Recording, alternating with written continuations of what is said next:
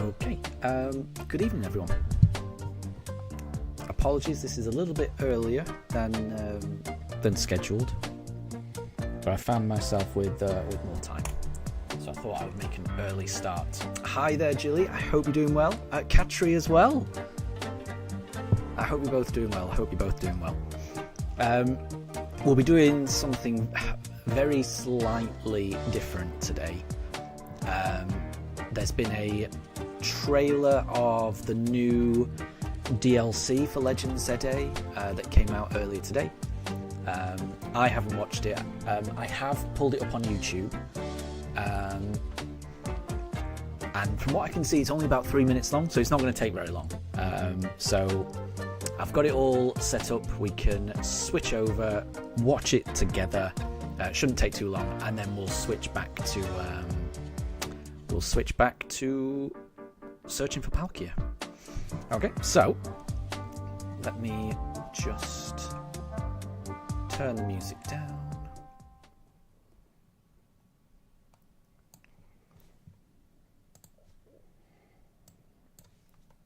And move over to the video, which I've got set up. And we'll play it. And we'll see. Oh, and Jilly, thank you very much for posting that. I will pin that comment. Thank you very much. We'll watch it together. Do let me know if the audio of this YouTube video is too low or too loud. I can adjust it accordingly. Oh, and Wolf, welcome to the stream. I hope you're having a good morning. We're going to be starting today's stream a little differently. We're just going to watch the Pokemon ZA Mega Dimension DLC story content trailer. And Jilly, apparently there's 3 of them. We may need to watch all 3. I think I'm just going to watch the one. I'm assuming it should be the same. So this is the one from Nintendo UK. So I'm just going to watch the UK one. I'm assuming it's going to be the same. If there is any difference, then let me know. But I think they're going to be pretty much the same. They usually are, I think. So, without further ado, I'm going to watch this and let's see. Wolf, you've already seen it. Fair enough. Yeah, I have not. I've had a busy day today. Here we go. The Pokemon Legends ZA Mega Dimension DLC. Corviknight. It's time to see what new adventures await you. So new is that a new area? I couldn't tell. It looks very similar to Lumiose if it's not. Here in Lumiose, yeah, a still city in shared Lumiose. by people and Pokemon. Something strange is afoot. Distortions are forming all over. So is that going to take us to a And new at area? Hotel Z, a mysterious girl named Ansha appears along with Hoopa, the mischief Pokemon. Team MZ will borrow Hoopa's power to dive into one of these strange distortions. I think it was already revealed that Hoopa would be involved somehow. On the other side, you'll find yourself in an otherworldly, not quite Lumiose city. Okay. You'll encounter different Pokemon living and thriving there than the ones in Lumiose. Okay. Watch out. These Pokemon are hyper strong. What? Even seasoned trainers need to keep their 164. What? That's new. I wasn't expecting that. To go adventuring in hyperspace, you'll need help from Ansha and Hoopa. Ansha is a talented donut chef. She bakes berries into donuts for Hoopa to eat, awakening its power so it can open distortions and allow you to enter new pockets of hyperspace. If you use the berries you can find in hyperspace, it seems you can make even more effective donuts. Okay. That looks fun. A newly arrived trainer will help you in this investigation. Karina, the successor to a line of Mega Evolution gurus. She'll join Team MZ in tackling the mysteries of hyperspace Lumiose. It's an interesting outfit, that. Yeah. Here's a Pokemon with a newly discovered Mega Evolution. Right? Mega Chimecho. Mega Chimecho. In this form, Chimecho is flanked by dangling copies of itself. When they resonate with each other, they can unleash mighty sound wave attacks. There's also Mega Excalibur, distinguished by the blade on its back. Even bigger now, thanks to Mega Evolution. With such a big blade, Mega Excalibur can smash all kinds of things. Crisis looms as distortions form around the city. What caused Hyperspace Lumiose to appear? Join your Team MZ crew and your new allies and discover who or what lies waiting for you in hyperspace. The Pokemon Legends ZA Mega Dimension DLC, featuring additional story content. So that comes out on the 10th of December. 10th. Okay, that's sooner than I thought. For some reason, I thought it'd be next year.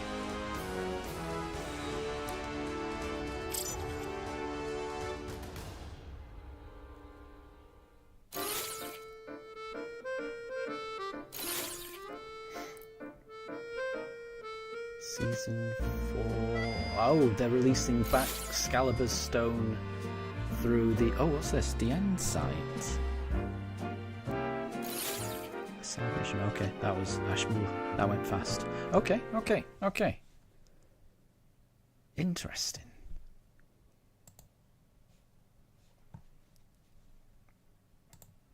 Apologies, all the way through that I could not see chat because it was kind of taken up by the YouTube window, so apologies if the sound wasn't great there, because I wasn't able to look. Bear with me. There's a lot of chat. Bear with me. Let me just scroll up. Yeah, apologies. I didn't. The YouTube video was kind of covering my chat, so I was just in my own little world enjoying that. Apologies. And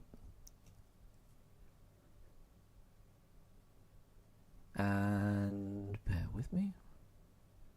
There was definitely a Alolan Marowak. I saw that as well. Yeah. And the over 100, that surprised me. I don't know how they're gonna deal with that. I haven't got a clue. Let me just put the music back on as well. Bear with me. There we go, and we can get on with the shiny hunts. That looks good. I guess I was expecting them to release new Pokemon, so that's good. I was kind of hoping we'd be going somewhere other than Lumiose. It seems to be just Lumiose, but with a different palette shade. I was really hoping for it, to go to a different place. That's a bit disappointing. But I did like, the new megas that they revealed. That was kind of cool. And yeah, the level 164, I have no idea how that's going to work. That is going to be interesting. I'm interested to see how that mechanic works, definitely. Amelia Ham, welcome to the stream. Ham's asking what was going on. Yeah, apologies. I was just watching the ZA trailer. So I hope that didn't spoil anything for you, Ham. Apologies. And Wolf, your guess is that Excalibur's Stone is locked behind the ranked. Yeah, that's what it seemed to be, right? It was talking about the ranked rewards, and it talked about Season 4, which would mean we're in Season 2 now, which is the main reward is Delphox Megastone. Season 3 will be the Chestnut Megastone. So it makes sense. What is going to be Season 4? Well, it sounds like the reward is going to be Excalibur's Megastone. So it does seem like they're going to hold some Megastones back so that they can put them in as rewards through the online. Which I think for people that have the online, I think that's pretty good.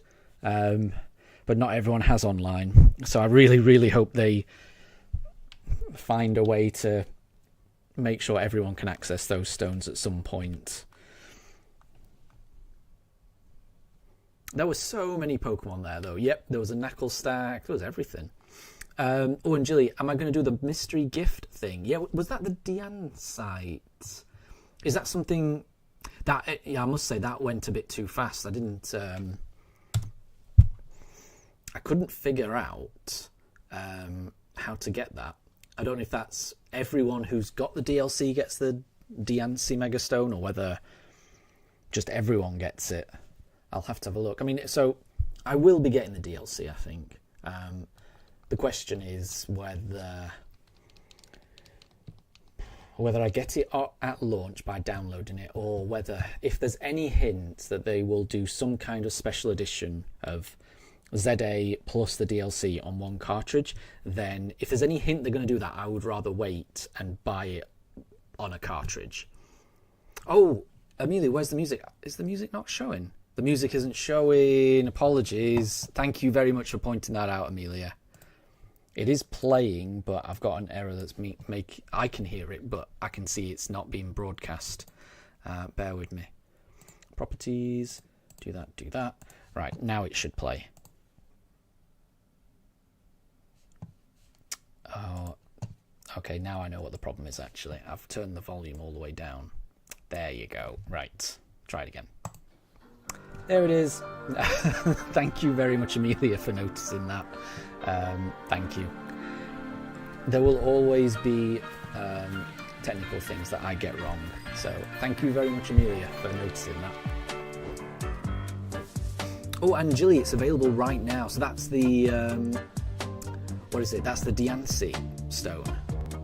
That's pretty cool. That is pretty cool. I think once I've finished with the stream, I'll be playing Legend ZA on my wife's account, and we'll see if we can get that, because that's pretty cool. Oh, and the music's a tiny bit too loud. Bear with me 1 second. Let me turn it down a bit. I'll turn it down. I've turned it down a little bit now. Hopefully that's okay. Thanks, Jilly.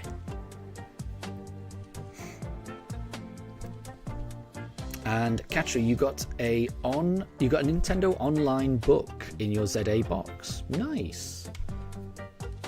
Is that like a code, for a free trial of Nintendo Online? Because that's pretty cool. That's pretty cool if they do that. And Amelia, you've already got Del Fox's Megastone. Nice. I haven't yet. I do want to get it at some point.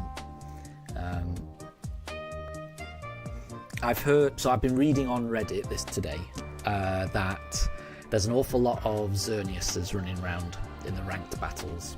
So I've got a feeling it might be a little bit more difficult to actually win battles, but obviously this season you just do not have to win as many battles in order to get the stone. You don't have to go all the way up to rank K. You only have to get up to rank S, which is a lot better. Oh, Amelia, how was Bonfire Night yesterday? It was fine. It was fine. There was a lot. There was a lot of fireworks. Basically, on the hour, there was always a load of fireworks. So, at around about 8 o'clock, there was loads of fireworks. Loads and loads all at once. And then around 9 o'clock, there was loads and loads of fireworks. And then at around about 10 o'clock, there was loads and loads of fireworks. It just felt like people near me had just different schedules where they had, fireworks displays planned. So the ones that went, I wasn't particularly happy about the ones that were going off, I think I heard some go off at 10:30 and 11, which I was already in bed by that point. I was pretty much asleep, and the dogs were as well. And yeah, hearing fireworks at that time, it definitely scared Daruk and wound him up a bit. But it wasn't too bad. It wasn't too bad, honestly.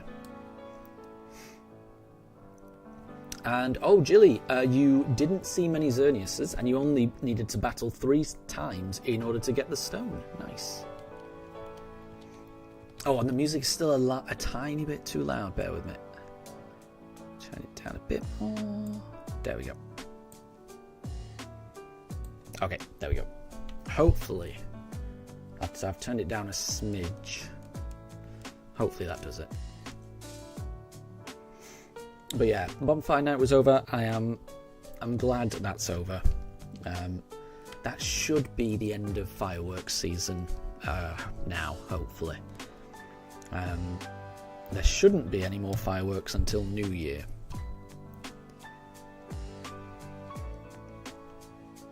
which should mean that the dogs get to relax now. And Jilly, you managed to win your last round with 6 knockouts because your shiny Alpha Greninja was great. Oh yeah, I can imagine.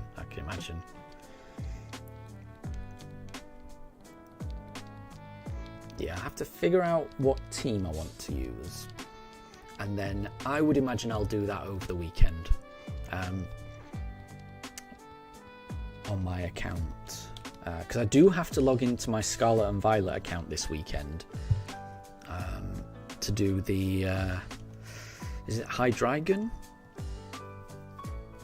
There's a 7-star Hydreigon in Scarlet and Violet this weekend and probably next weekend, or the weekend after, I can't remember. It's been a long time since they've done a 7-star raid in Scarlet and Violet. I've almost forgotten what the routine is. I feel like they run it for a week, I think. Then they have an off week, and then it comes back for another week for its second run. But I'm gonna try and get it this time, like, you know, the first time out, just to get it out of the way.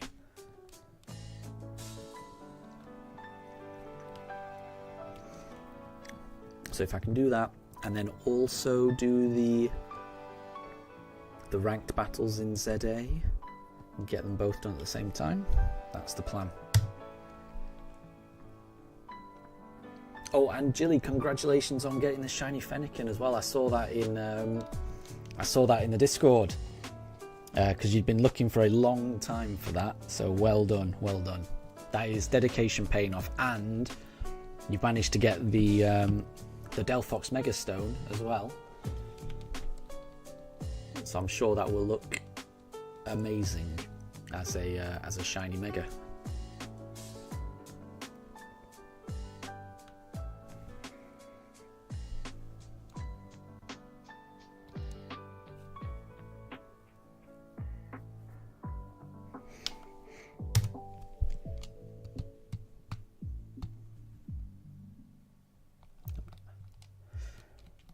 Oh, that didn't reset.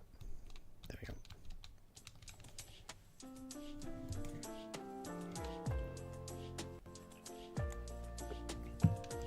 Yeah, you might be able to notice Legend ZA downloading in the background. That is presumably, once that update is done, that presumably will be the patch. I know there's been a patch thing, but also presumably that will also be that mystery gift. Although I am a bit worried because when games download in the background, I do worry that that's going to impact the stream. So if I do get a bit of lag, I might pause that download. But at the moment it seems okay, but I am worried about that download. I hope it doesn't impact the stream too much. And Andrew, good to see you. Good to see you. I'm doing really well.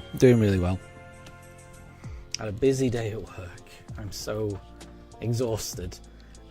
But it's Friday tomorrow, so we've all pretty much made it to the end of the week. I hope you're doing well.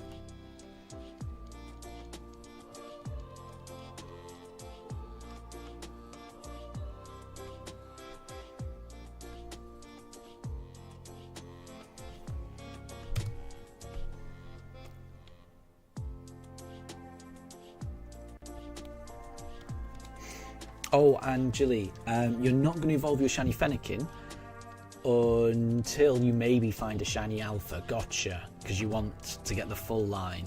Gotcha. I mean, yeah.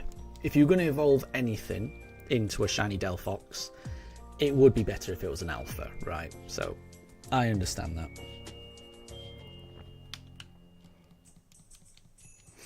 And Andrew, you're hanging in there one day at a time. That's the right way to take it. That is the right way to take life.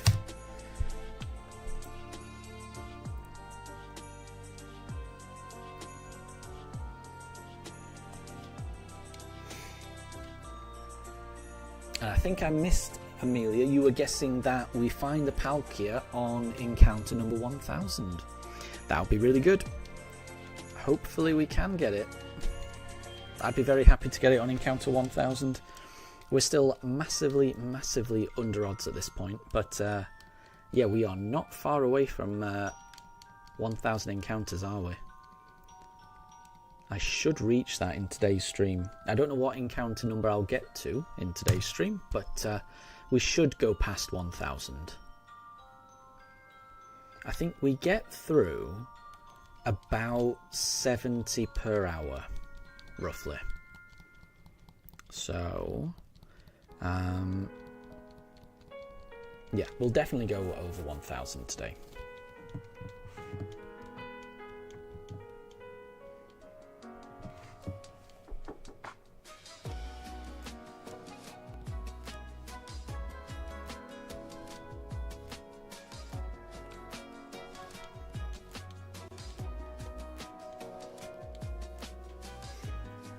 Oh, one thing I was also curious on, that DLC, you know, like the DLC for Scarlet and Violet and the DLC for Sword and Shield, it came in 2 parts, so there is another part to the DLC, isn't there?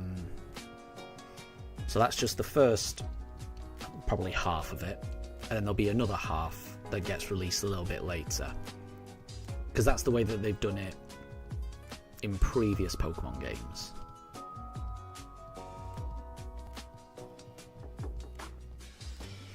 So I guess what I'm really hoping for is that in the other half of the DLC that they introduce a new area, a new locale.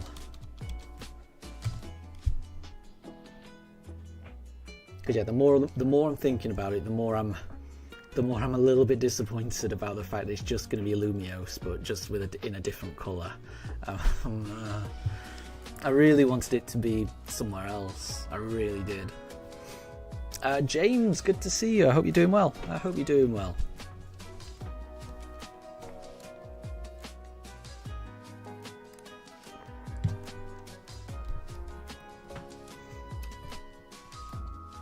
And I mean, the reason I wanted to be somewhere else, it's not that I'm bored with Lumiose, because I do love Lumiose City, and I am still enjoying myself there. I mean, if it's DLC, I just feel like it should be somewhere else, that's all.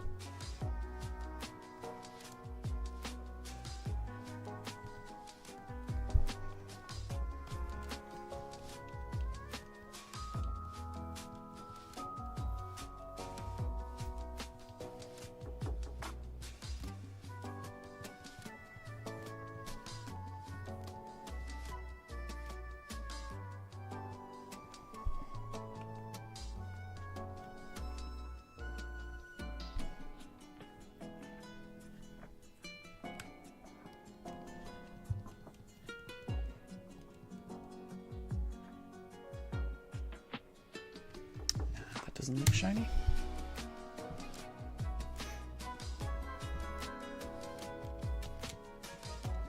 Oh, and Jilly, you just got a Fennekin plush and a Yamper pin. Nice. I think I saw in the Discord that there was a picture of a little Fennekin plush. I didn't see any Yamper pin though.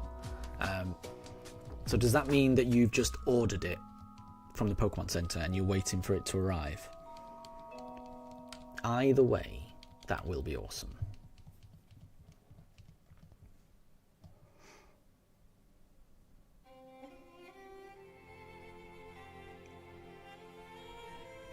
And I like the idea of getting a plush to celebrate getting a shiny that you've worked a long time for. I really wanted to do that with my Turtwig. I know I've said this on the stream before, but yeah, I really wanted to get a Turtwig plush to celebrate getting it. But on the Pokemon Center, at least in the UK, they sell 3 different versions of the Turtwig plush, and the one that I want, and the only one in my opinion that looks adorable, is sold out. And I just can't bring myself to compromise and get a different plush, you know, a Turtwig that looks slightly different. I really wanted this one particular plush. Oh, Angela, you ordered the pin to avoid the shipping costs. Yes. I do that as well. I used to do that with Pokemon cards on the Pokemon website. You know, if there was something I really wanted to order, but it wasn't quite over the amount, I would just order some, you know, Pokemon cards just to bring it up over. But this past year, that has not been possible. Buying Pokemon cards on the Pokemon Center website is pretty much impossible these days. It sells out immediately. It's really a shame. And Pranjul, good to see you. I hope you're doing well. Jilly Fennekin is also your favourite starter. Nice. Pranjul, you say Totodile. Both of those are good choices. If we're going on favourite starter Pokemon, I think mine would be Bulbasaur. That would be my favourite. Bulbasaur is my original Pokemon, the very first one I chose. I think we all have a nostalgic attachment to the first Pokemon we ever chose. At least I do.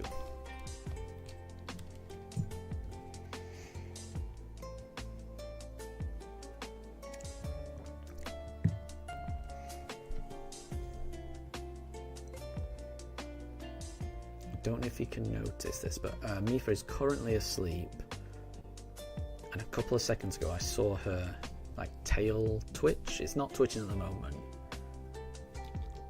but I do think, because I did see it twitch, I do think she's dreaming. I'm not sure. She's certainly relaxed. Amelia, your first choice of Pokemon was Chespin. Nice.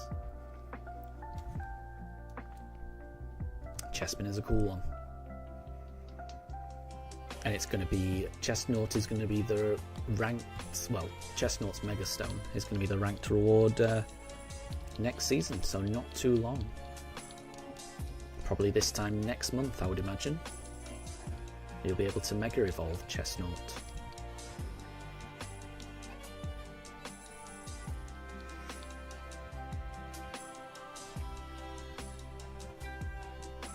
And Pranjul, your first ever Pokemon that you selected was Turtwig, so you may need to get a plushie as well.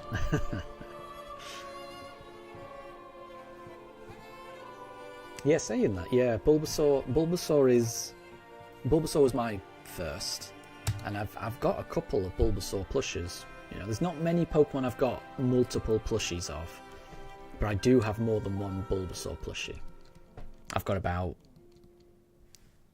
I think I've got 3 Pikachus. 2 Bulbasaurs. Have I got any other multiples? That's about it.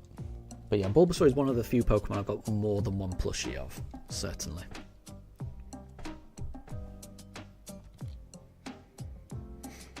And Jilly, you would consider shiny hunting Chespin, but it's probably the most difficult. Yeah. Yep.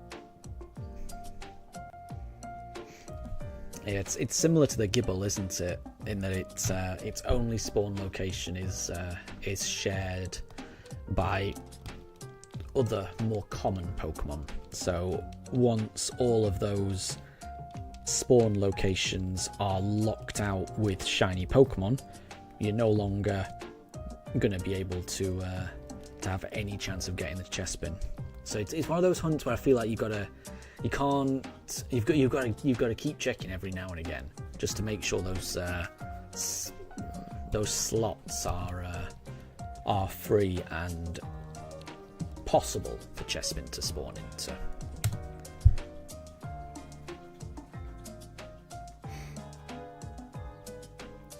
And Mega, when you get your Chestnut Mega Stone, all of your team will be able to Mega Evolve. That's cool. That is cool. And Pranjul, what is my favourite Pokemon typing? Yours is Dragon. You know, it's basic, but you like it. Oh, I would have thought Dragon is not basic at all. You know, it's quite an out there pick, I would have thought, you know.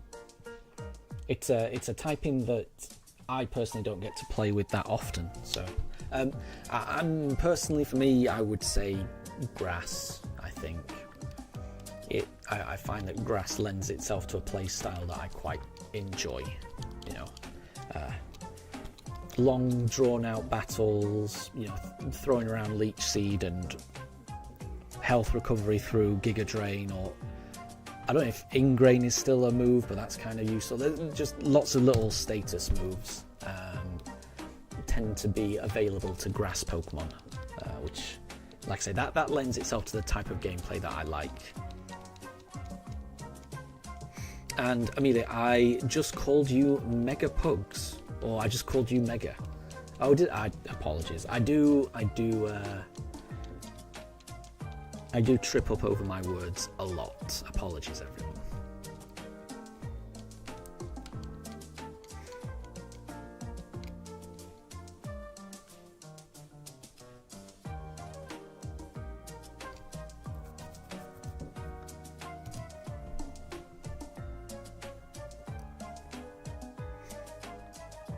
And Amelia, yours is Fire and Dragon. Nice. Those are good. Those are good. And Jilly, you're a fan of fairy types. Well, there you go. Yeah. That's one of the that's probably the type I know least about. Just because, you know, it's one of the new. I think it's the only type I always get confused with fairy types. Always get confused because I stopped playing Pokemon around Generation 4, and then I came back in, when the Switch came out for Let's Go. So the fact that Fairy got introduced at that point, it always makes me feel that I'm never quite sure what's good going into it and what it resists and things like that. But it is, I will admit, it's definitely a good type. I feel like the type charts, they feel a lot more balanced now, if you know what I mean. So I definitely like its addition, definitely.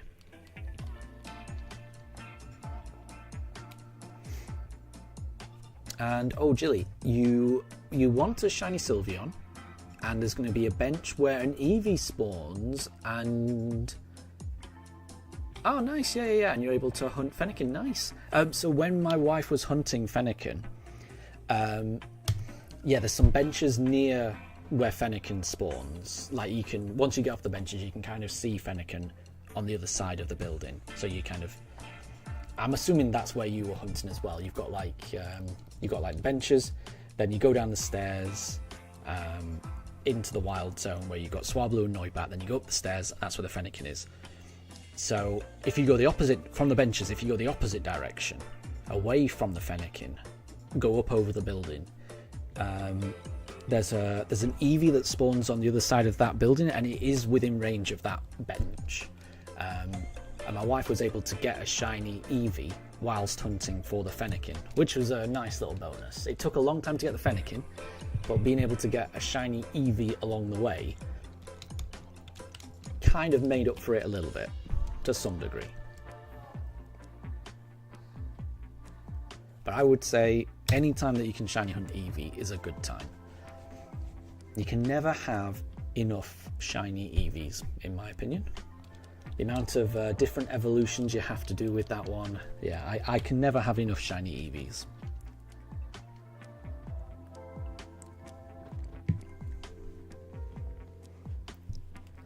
And Pranjul, favourite legendary?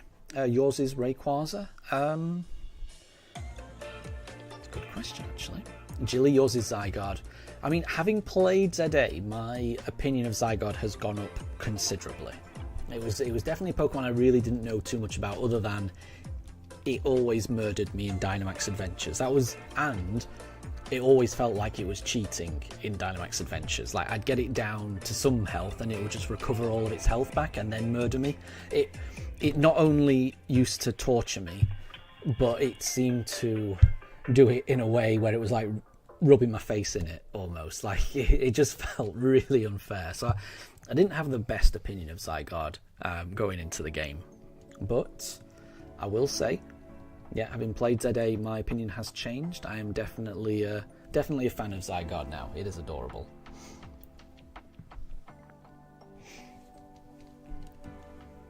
But yeah, what's my favourite legendary? It's a good question. I mean, I know my favourite shiny legendaries are Latios and Latias. I really adore those. I think they're gorgeous shinies. But just the legendary on its own. That's a good question. I don't know. I haven't really thought about it. Maybe Articuno, you know? That was the very first legendary I ever caught. And that got me through my very first Elite Four. It really felt like a big deal when I got that Articuno for the first time. So yeah, maybe Articuno, I think.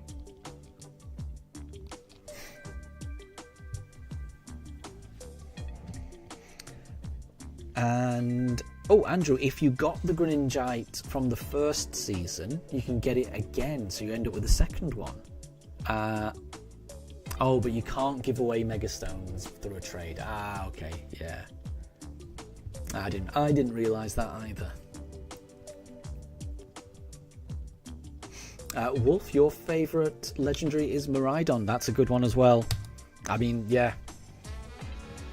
Having played through Scarlet and Violet, you know, the journey that you go on with your ride Pokemon, it's something. So I've got a very good opinion of like Koraidon, because that was my first. You know, I played through Scarlet first, so I'll always love that goofy winged dragon bike. I think he's great.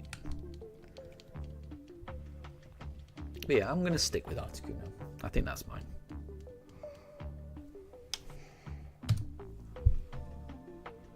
And Amelia, you started a Pokemon Shield run as a Rock-type gym leader, and you're all the way at Spikemuth already.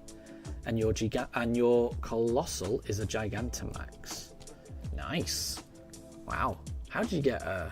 That's awesome to get a Gigantamax Colossal during your run. That's great. Amelia, you're a fan of Zacian? Yeah.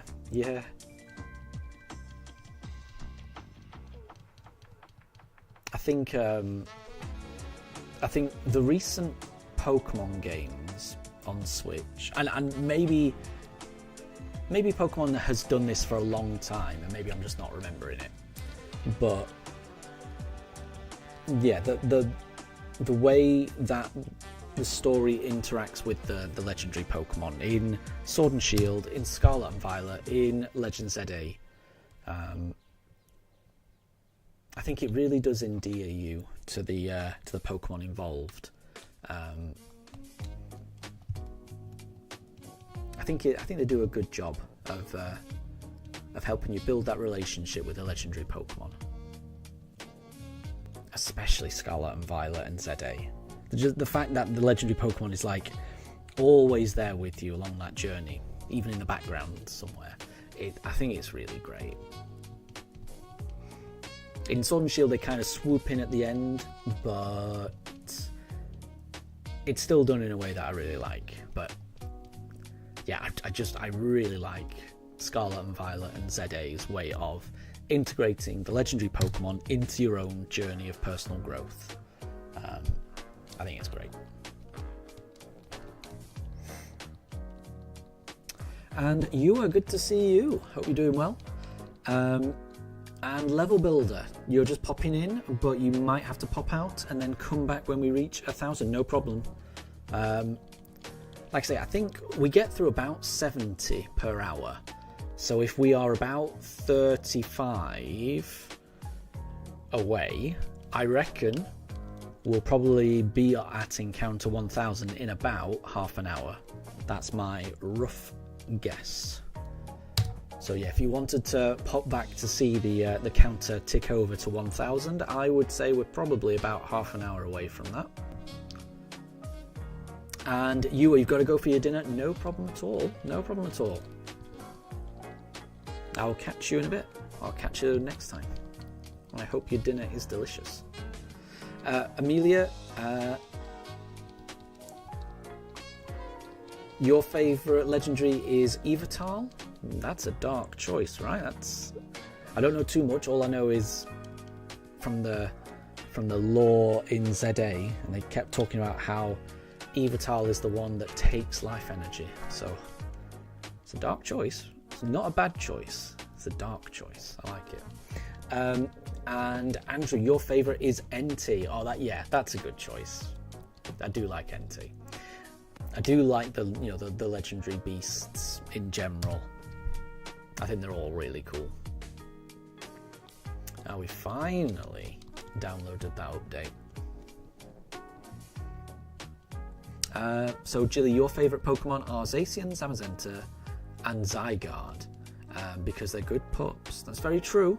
They all begin with Z as well. I didn't realise that.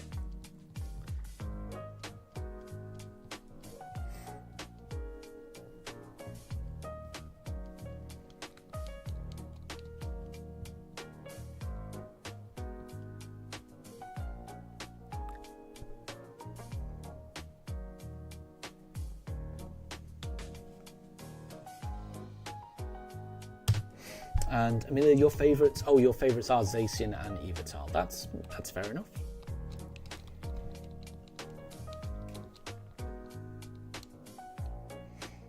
Yeah, I would say, I feel like my favourites do change from time to time. But I think more often than not, I would say Articuno. And Jilly, you've got all three of those as shiny. That's awesome. That is awesome. Yeah, I hope they release Zacian and Zamazenta as shiny again somehow. I don't know how they'll do it, but I hope they release them again. I know that they did release them through codes a few years ago.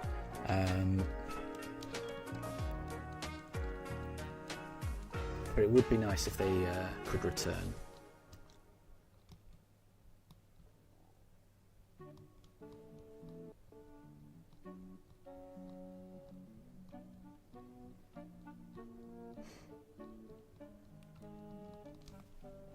And Amelia, Yveltal's shiny is bacon coloured. I didn't even know that. I did not even know that.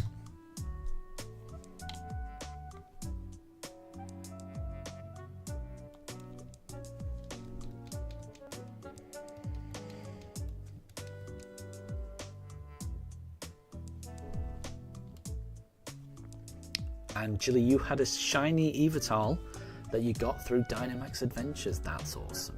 That is awesome. I can't wait to start Dynamax Adventures. I'm fairly certain the next thing I do after this is going to be Dynamax Adventures.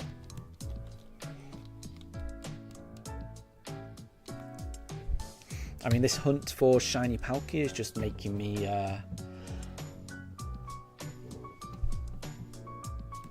me really want more shiny legendaries.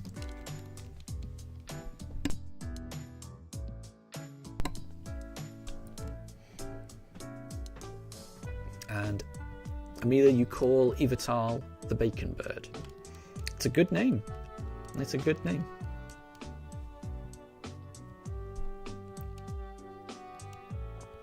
And Andrew, you're liking how chaotic the online battles are. I haven't tried since I tried it on stream.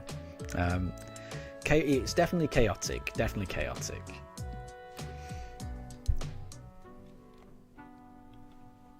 I don't think they're for me though. I'm not. I don't think they're built for people like me. I'll just be doing it just to get to the rank you need for the item, and then that's it.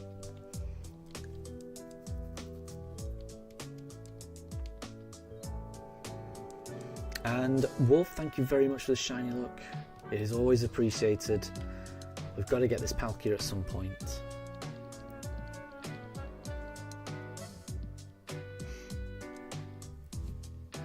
And Jilly not feeling well. Sorry to hear that. And that's because of last night. That is, yeah. I mean, hopefully you feel better soon. But I could understand. Yeah, if I was stressed or had anxiety and that impacted my ability to get a good night's rest, I'd be a wreck as well. So I'd be exactly the same. It's not nice. It's never nice when you're not 100%. It's never nice.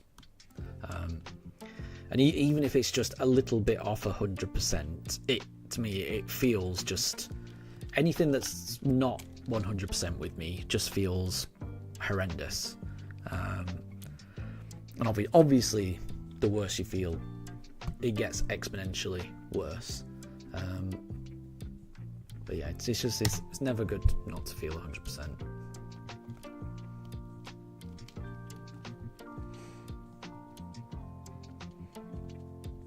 And Amelia, thank you for the shiny look. Thank you for the shiny look. The Palkia could arrive at any moment, and then once it does, there's not much left of this game. Oops, wrong direction. Giagaga. Giagayaya.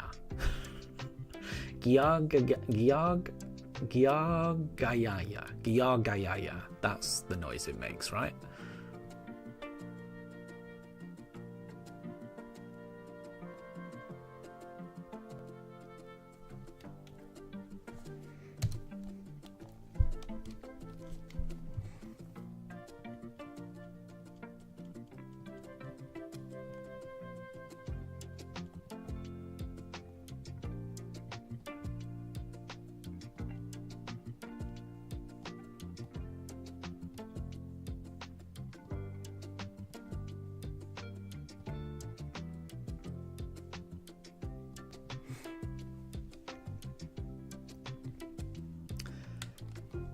And Jill, you don't know what to do, but you feel like you should call out, yeah. And that's the thing, isn't it? It's difficult to know what to do, honestly. There's no right or wrong answer. There's no right or wrong answer. It's just about taking each day as it comes, just looking on the bright side and just keep on going. Tomorrow's a new day, and we all need to just look after ourselves as well. Like, our own personal mental health is the most important thing. So just make sure everyone's concentrating on themselves and everyone's staying as healthy as possible. And Jilly, Pugs is trying to speak Palkia's language, but can't. I'm just not skilled in Palkia. I feel like I'm getting closer. Giagayaya, I think. If I had to guess what Giagayaya means, I think it's welcome to Spear Pillar. So he's greeting us.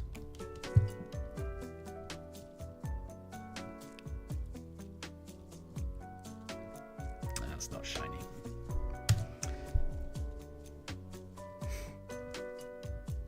And Amelia, abracadabra alakazam, please be shiny. We're resorting to magic now. We're resorting to magic and voodoo to try and get the shiny. I'm open to anything, definitely.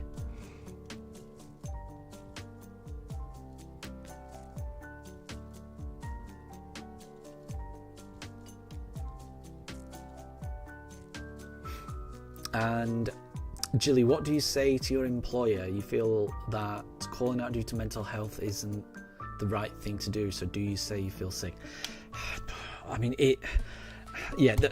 what I will say is it depends. It depends on your boss. I know in the UK, I would feel very comfortable talking to my employer if I had struggles with my mental health. But that's because I know my employer and I've got a vague understanding of what rights workers have in the UK in terms of things like that. I haven't the foggiest what it's like in America, and I definitely don't have the foggiest on what your own employer's like and things like that. So yeah, I'm really not sure at all, unfortunately. But Jilly, do I have the Palkia, the toy one? I do. I've actually got more than just that. So on yesterday's stream, I broke out the this Palkia that I got from a Happy Meals toy about 8 or 10 years ago, 8 years ago, maybe 7 years ago. Does it have a date on it? I can't even read it. To 2018. Okay. So what is that? 8 years ago. So we've got a Palkia here, and it's got a little button where its wings flap. You can move its head as well. It's adorable. But I've not just got that. So I've managed to also find this, which when I pre-ordered these games, Brilliant Diamond and Shining Pearl, it came with little statues. So it came with a statue of Palkia, and it came with a statue of Dialga as well. But I've never actually bothered taking them out of the packet, so I'm just going to take them out of the packet now, because I feel like the more Palkias I can surround myself with, the more luck we're going to have. So there we go. Not only have we got the Happy Meal Palkia, we've also got the pre-order bonus Palkia. I'm not doing a good job of... it's a bit blurry. I can't focus in on it. It does look nice, I promise you, even though I can't get the camera to focus. Right. And then next to each other, like one's a jumbo size, I guess, and one's a slightly smaller size.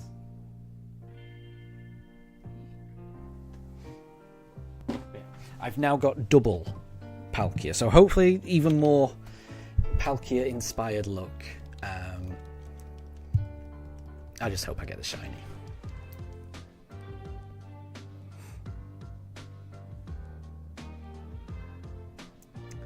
That's not shiny, but maybe it'll be the next one.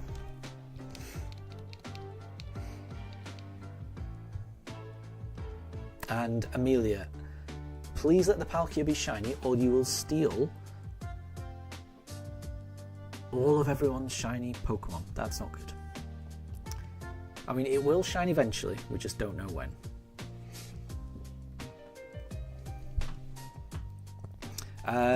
And Jilly, there's a TM on top of where you are, and you've already got the TM. Oh, maybe, do the TMs respawn then?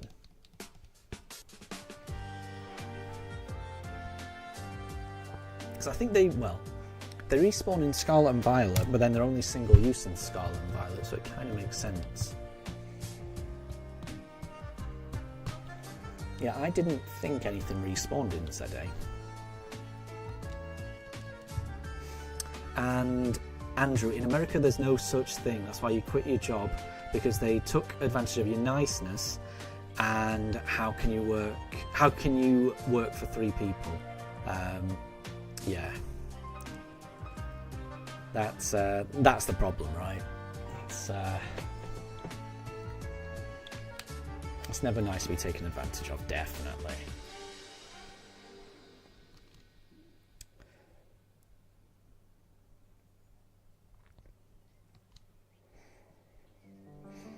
And yeah, Jilly, you're still trying to figure out how to talk to your employer. Yeah, Andrew. Yeah, that would have been a good excuse, Andrew. Yeah, if a car is required to get to work, cars just can break down, unfortunately. I had car trouble about a month ago, I went shopping about 2 months ago, and I left a shopping bag in the boot, and when I closed the boot, the handle of the shopping bag kind of got caught in the locking mechanism of the boot. And what that meant is every time I tried to open the boot back up, it couldn't. It kept getting jammed, so the boot would not open, which was annoying. And basically it meant I had, in order to get to the boot, I had to put the back seats down. It was a real faff not being able to open the boot. But all that time, and this is something I didn't really realise, is that because the boot was in a state of not quite locked, certainly not open, it was drawing power, it was drawing power from the battery somehow, which meant that about a month later, when I went to start the car, I had a completely flat battery, and I don't have any battery chargers or anything like that. I had no way of actually charging my battery, so I had to call the recovery service to help me get my car started. So cars can definitely break down. They can definitely break down. But Jilly, if you don't have a car, then yeah, that's not really an option, is it? Ugh.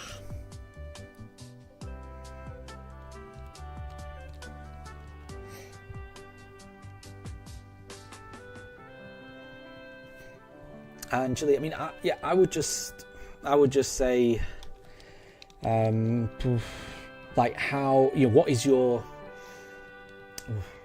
I mean, well, do not put this in chat, but what I would say is, I would just have a think about what your sickness record is at work. If you've never called in sick for a long time, then it's not going to be a big deal, because everyone does get sick every now and again. Like, I went through the first 4 or 5 years of my employment without taking a single sick day, just because I never actually got sick. It was weird. I don't understand why I never got sick, or whenever I did get sick, it always seemed to be just over the weekend or something, and it was always like, I can pretty much come in, it's fine. So I did, but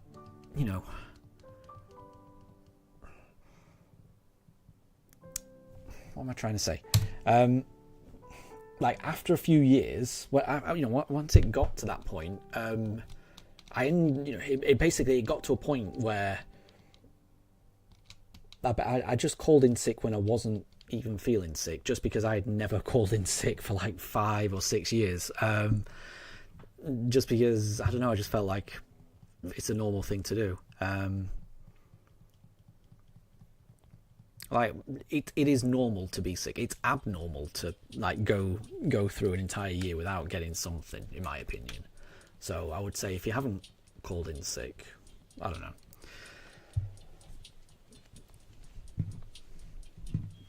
I don't know. But yeah, if someone's not in the right frame of mind to work, it's not a good idea to work. I don't know what I'm saying. Oh, Pranjal, I missed that. It's really late where you are right now. Yeah, it definitely would be. You want to say goodbye? No problem at all. Thank you very much for stopping by, and I wish you a good night.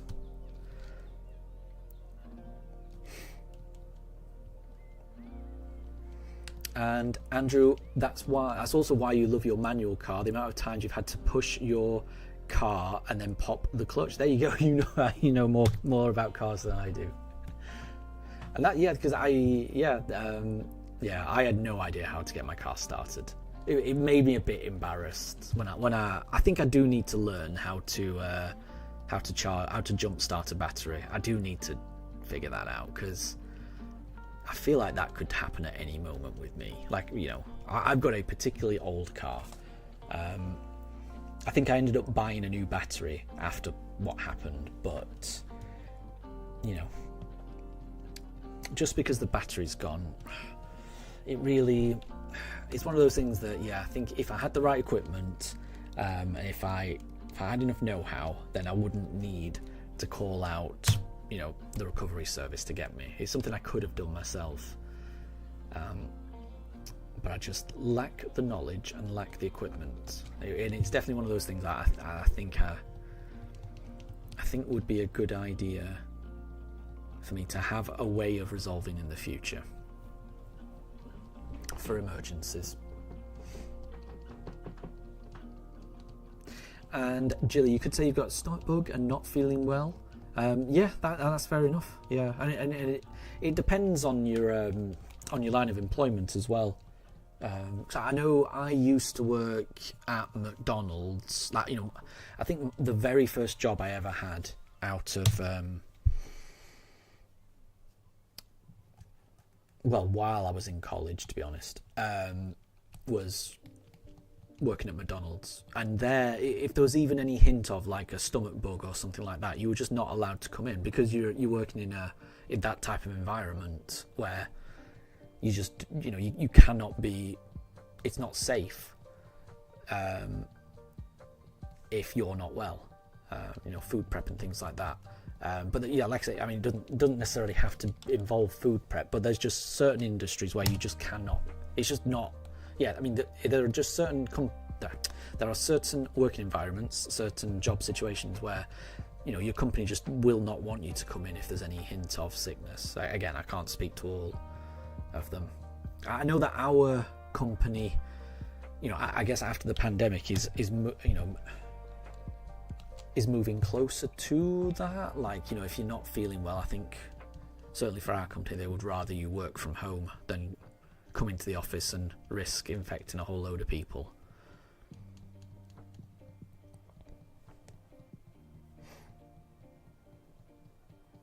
And no problem at all, Jilly. No problem at all. I mean, yeah, don't worry.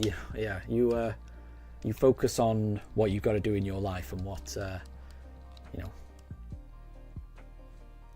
You focus on things like that, definitely.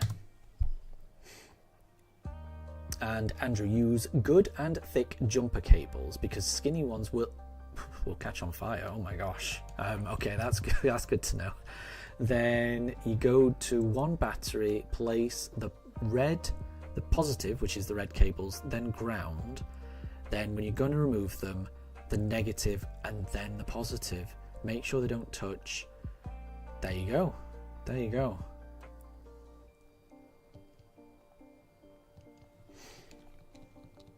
I mean, there is no way I'm going to remember that, Andrew, but I definitely appreciate the advice, and I'm very impressed that you know exactly what to do. That's pretty good. I like that.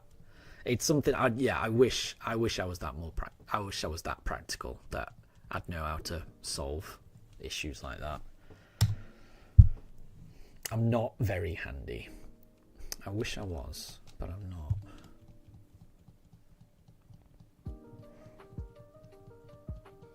I'm usually just worried about making something worse, if you know what I mean. Like with fixing a car battery or something like that, yeah, I would be worried about basically just making it worse. But it is something I want to, yeah, I do want to learn how to do it. And Jilly, you've spoken to your boss and they were understanding. That's good. That's good. That is good to hear it.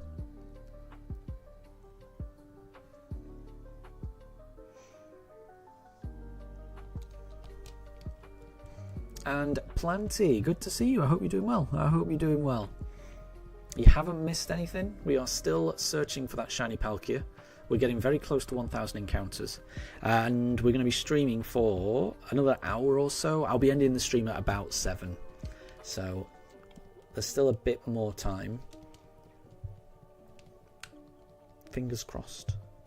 Fingers crossed we can get the shiny.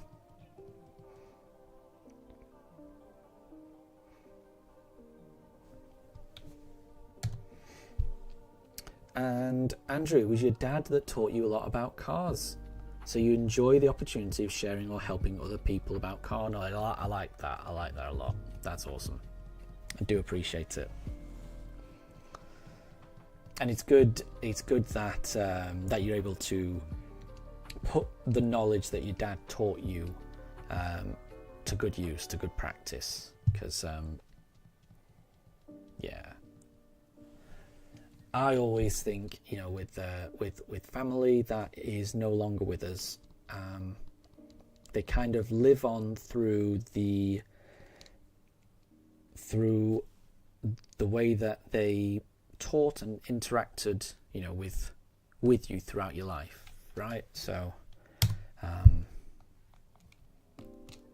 you know, my grandparents are no longer with us, but I just feel like they're never too far away, because I feel like they had a really big way, they had a big influence in terms of like the way that I see the world and how I treat people.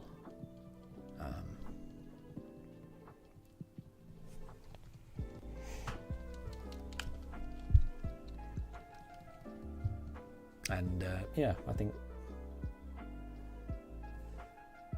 whenever you've got loved ones in your mind, in your heart, and you know, they're never really too far away.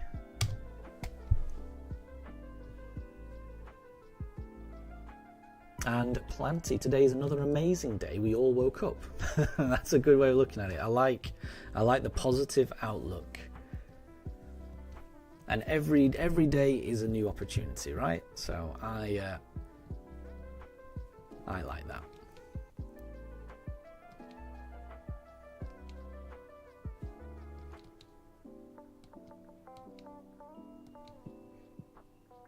And Jilly, you're going to play some Genshin? No problem at all. No problem at all. I hope you have fun.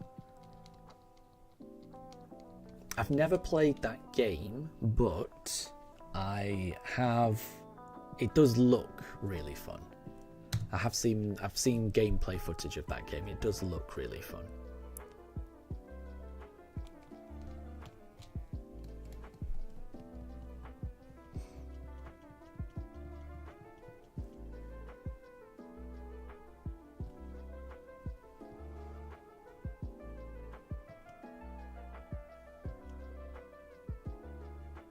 And Jilly, the conversation's a bit more, yeah, no, I mean, I appreciate that. I'll try not to get things too heavy.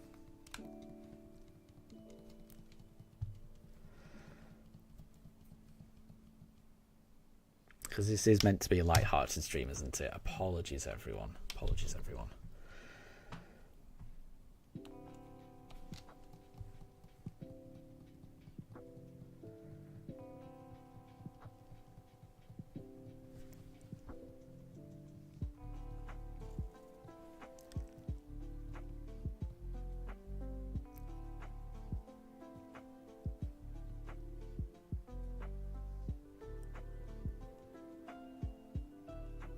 And Planty, you're going to go get a grilled cheese? No problem at all. No problem at all.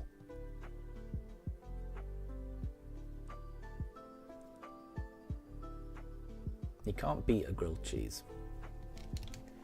Is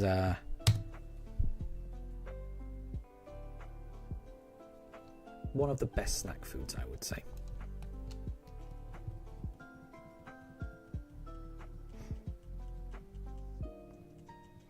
Okay, we are on encounter 9,000.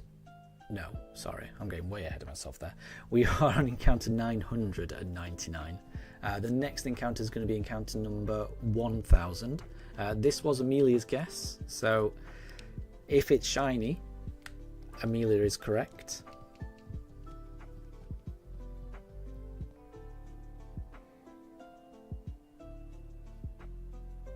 But that doesn't look shiny, I'm afraid. But it could always be the next one.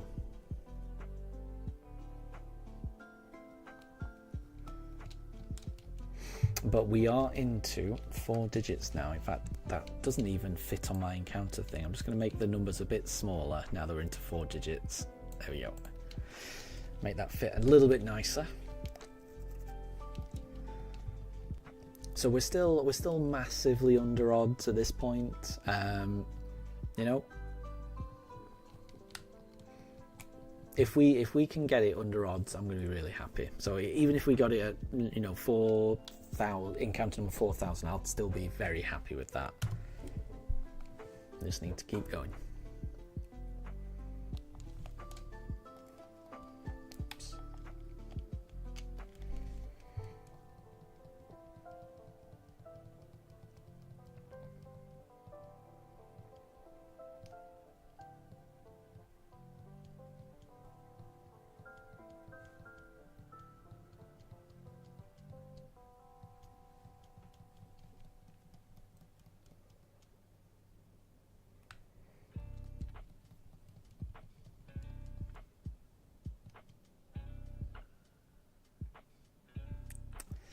Nope.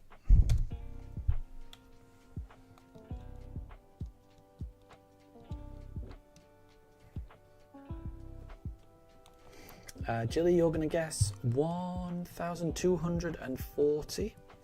That would be pretty awesome. That would be pretty awesome.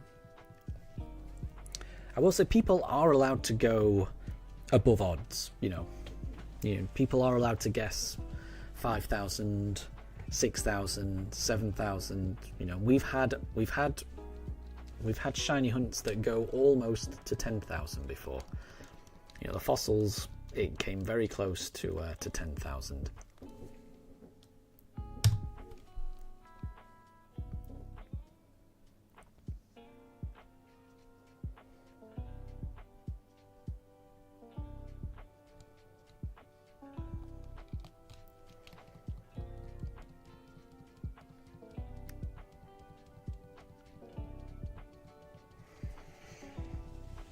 Yeah, Andrew, I've just read that. Yeah, I'm really sorry about that.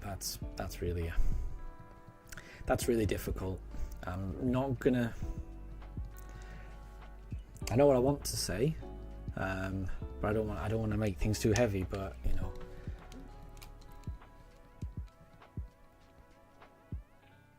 what I would say is, yeah, even when it comes to loved ones, even if you're not talking, even if you're not talking to your loved ones at any given moment, if there's something, it's, you know, that never really changes how you know, how we feel about our loved ones. Okay, you know, from time to time, you know, there's certain things that get in the way that can make you temporarily lose sight of the bigger picture, but at the end of the day, you know,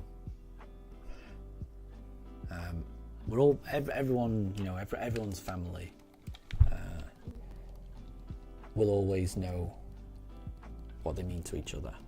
I don't know. Yeah, I'm gonna be quiet. I really don't know what I'm saying, but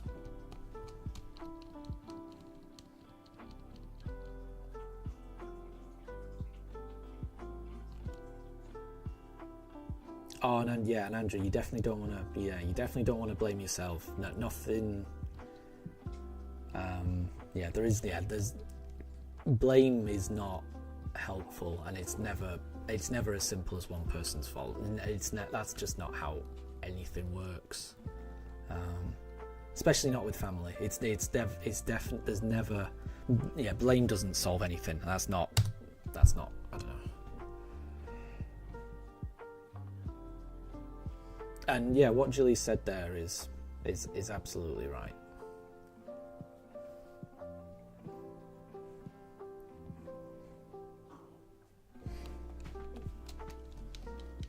You definitely seem like a good person, Andrew. Definitely, and I'm absolutely certain that that your dad's proud. Definitely. But yeah, I definitely don't want to be the cause of anyone getting upset or anything like that. So I'm gonna try and focus on little Mifa, who's snoozing in her little bed. She's definitely very tired.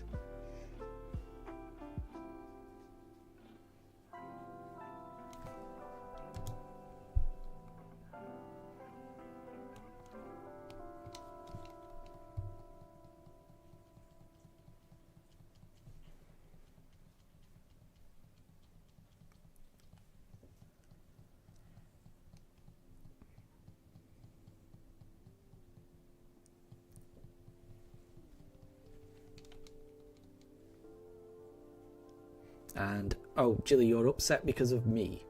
But then there's a slash, which I'm assuming means joking. I hope that's true. I hope it's just a joke.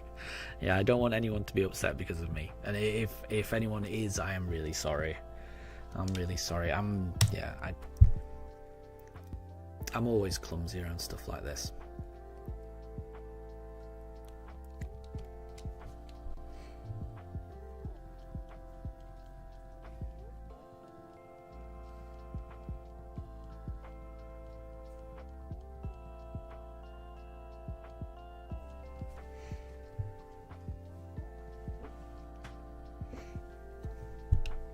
That's nice of you to say, Andrew. That's nice of you to say.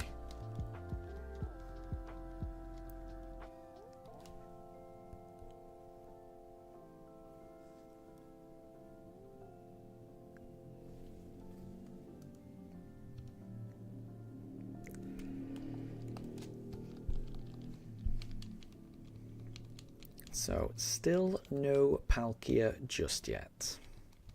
We're on encounter number 1008. We've got about 40 minutes left of the stream. But it could always be the next encounter.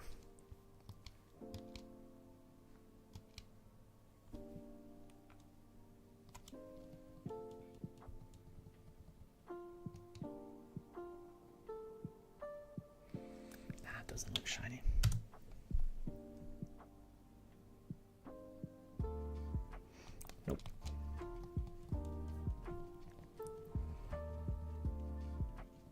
And Jill, you've had a splinter in the side of your foot for an entire day and it's bugging you. Ah, yeah, I would not be able to deal with that. Do you not have a pair of tweezers? Because yeah, I mean, I hate splinters, even if it's just like a tiny. So my pugs, they shed their skin a lot. Not skin, hair. Shedding skin would be weird for a dog. They shed their hair a lot. So what I mean by that is there's pug hair all over our house. And I walk around in my socks around the house quite a lot. And sometimes, I don't know why, but sometimes one of their hairs will go through, and it's just hair, it's really soft, but sometimes the hair can go through my sock and can actually get stuck in my foot, so it's kind of like a splinter, but it's just pug hair. There's a hair and I can feel it's just that it doesn't hurt, but you can just kind of, when I step on it, I can kind of feel like it doesn't feel right, and then I'll take off my sock and then there'll be a hair that's kind of stuck, that's managed to get into my foot, so I have to kind of pull it out. So it's kind of like a splinter, but it's always you know, a hair from my pugs whenever it happens. And as soon as it happens, I've got to get it out.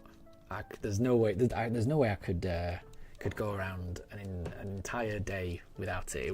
It would drive me crazy.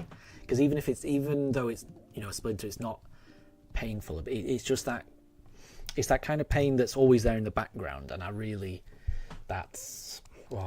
drives me crazy. Pain like that.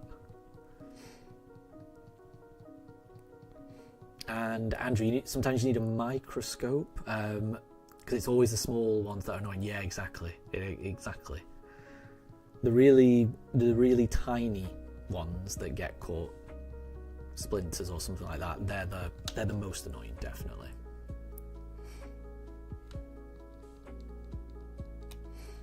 And oh, Andrew, there's a splinter in your boot. No, yeah, it's so annoying.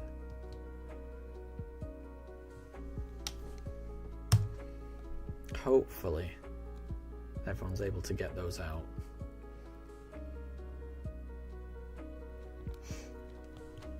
And oh, Jilly, you ordered a McDonald's last night, and you were waiting for it to arrive, and they left it at the wrong door. You gave the person a tip, so you complained about them to customer service, They moved the tip to the second driver of the free delivery, and it looks like the management of the person who delivered the food will get a talking to. That's fair enough. Well, yeah, I mean, yeah, if you've ordered food, they definitely should be delivering it to the right address. That's the bare minimum, right? That is annoying, and especially when it's food as well. When you kind of, whenever I order food, from like either from a local takeaway or from like we have in the UK we have Uber Eats and Deliveroo, and I guess there's Just Eat as well. But those are the main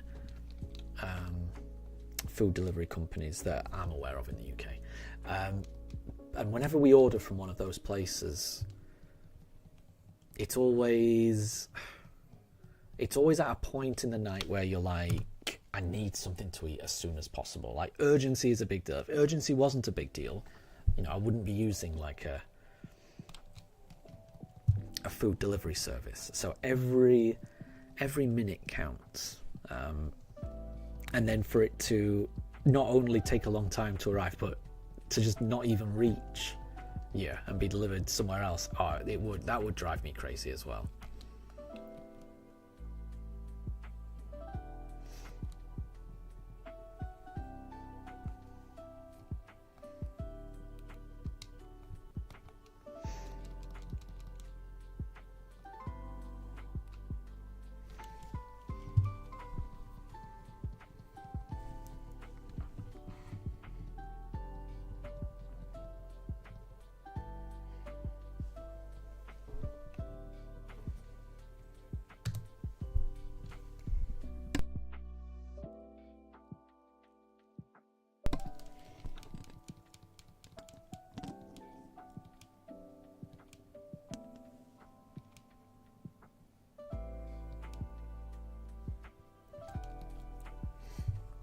And plenty.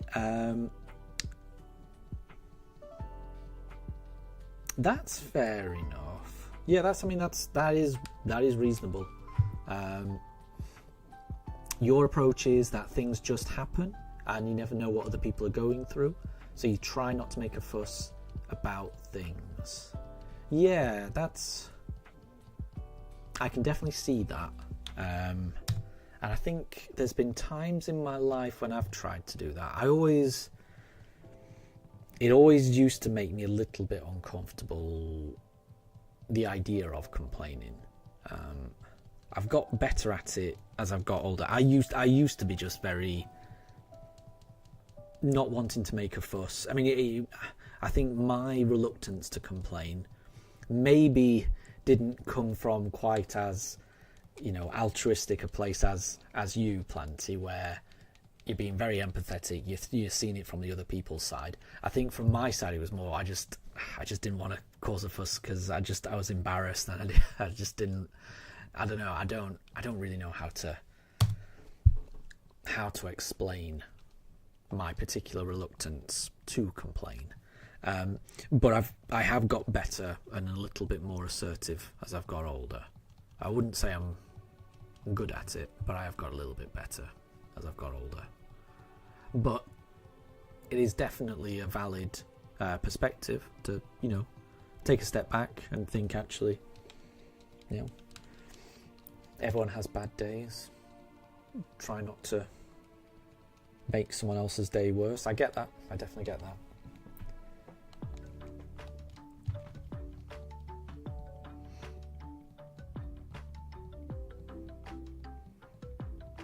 And Andrew, as a former delivery driver, if you couldn't find the house, you'd be calling the person that ordered it, and then driving around until you didn't know. Yeah. Because sometimes complexes can be tricky. Yeah, I could imagine, actually. Yeah.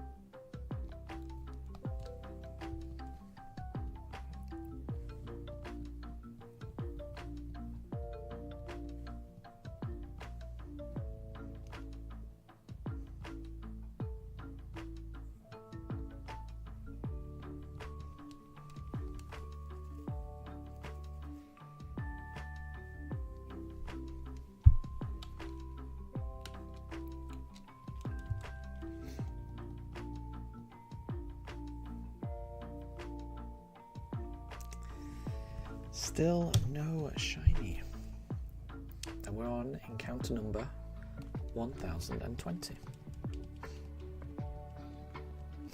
And Jilly, you're really hungry, but you're going on a trip tomorrow, so you've got no food in. That's unfortunate.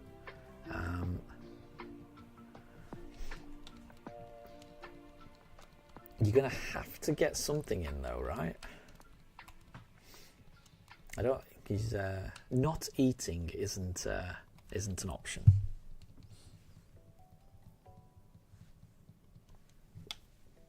That's not a solution to anything.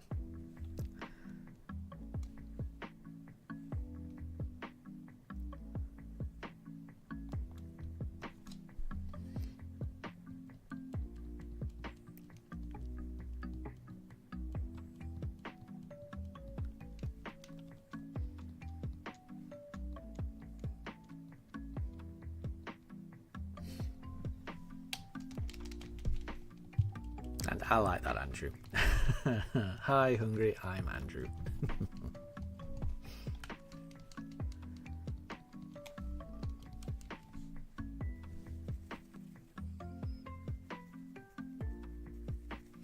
It's exactly my type of humour.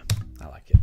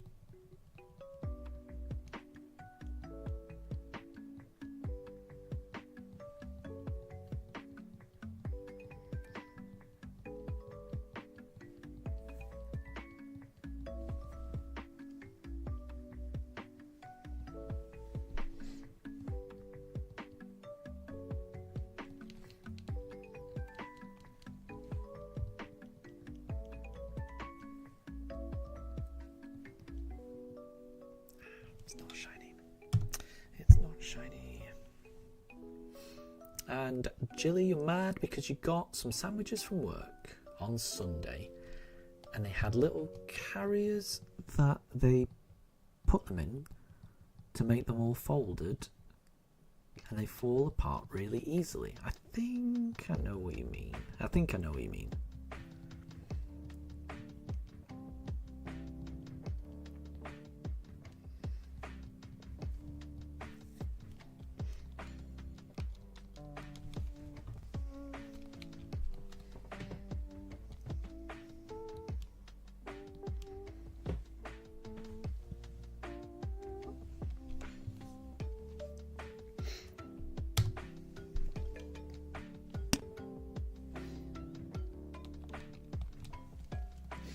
And Amelia, you've just noticed that when you heal your stack attacker, the healing animation is a brick wall. I've never used the stack attacker, so I did not know that.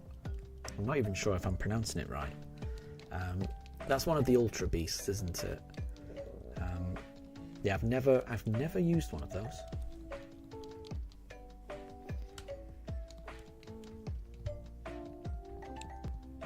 But it would be cool if it had its own healing animation. I like the sound of that.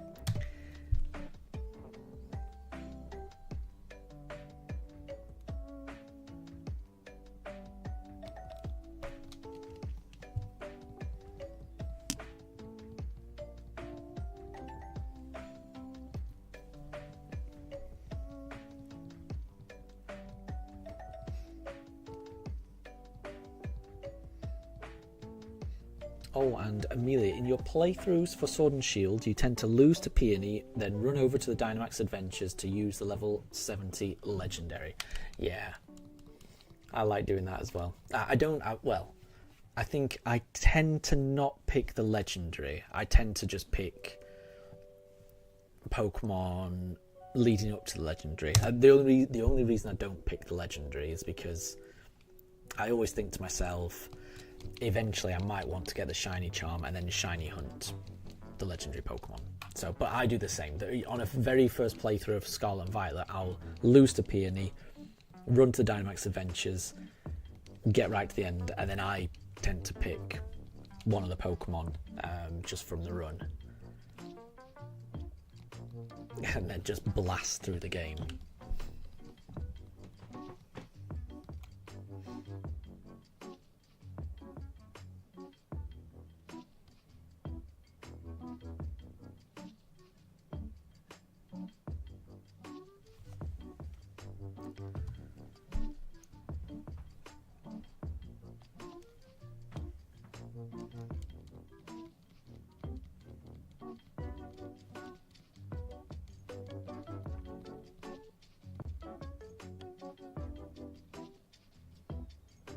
Oh, Amelia and Jilly, apparently I said Scarlet and Violet rather than Sword and Shield. Yeah, I clearly meant Sword and Shield. Yeah, I don't think you can do that in Scarlet and Violet. Again, yeah, I will confuse my words a lot.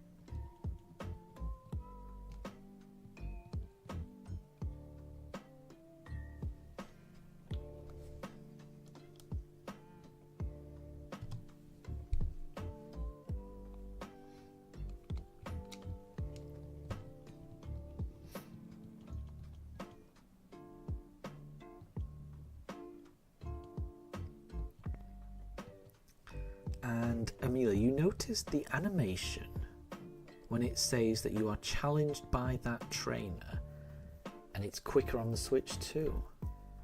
I don't know which animation you mean. Apologies. But I will say, yeah, the Switch 2 is just a lot faster. It's definitely a lot faster. So I would imagine that would be the case. But I'm just not certain of the exact animation you mean. So apologies.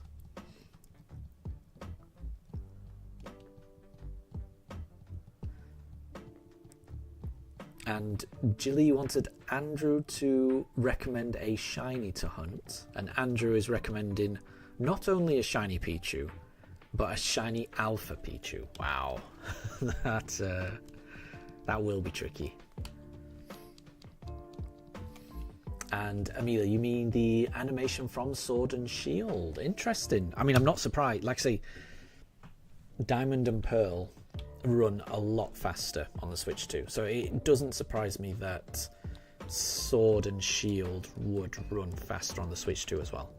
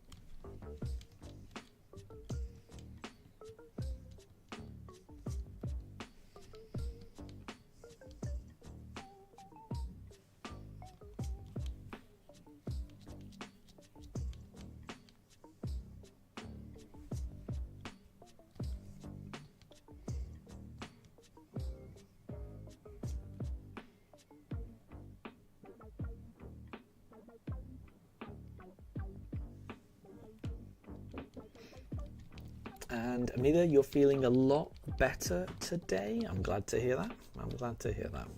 So I know you were not feeling great at the start of the week with a stomach bug. So hopefully that means you're fully recovered now.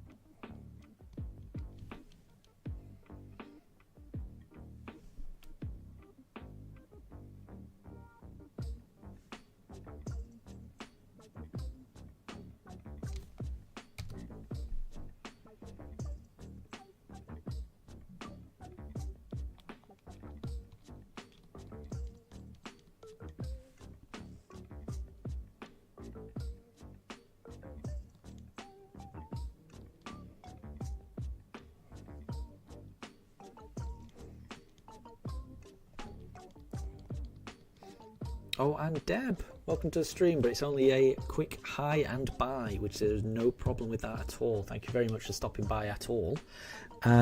It's late where you are, that is very understandable. You're very busy, again, very understandable. No problem at all. I'll catch you next time. But yeah, I hope everything's going well with you, Deb. And hope your studies are going well also.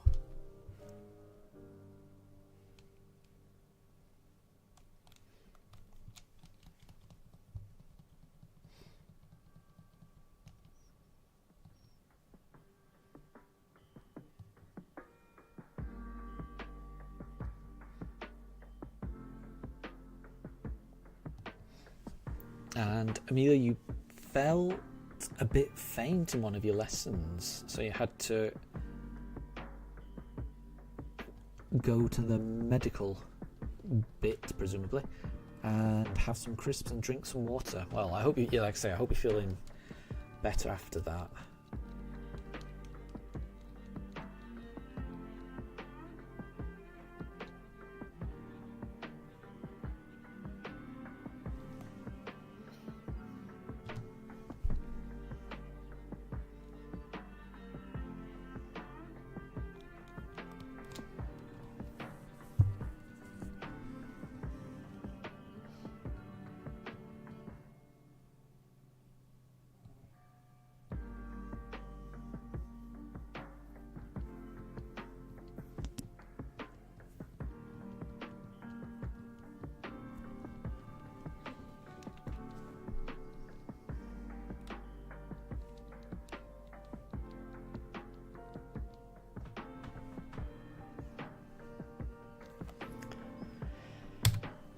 Still no shiny.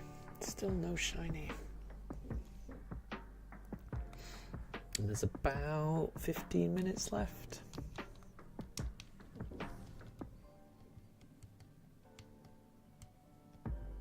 Oh, and Amelia, I don't think Andrew has found the shiny Alpha Dramper or the shiny Kangaskhan, or maybe he has, but I think he's suggesting shiny hunts.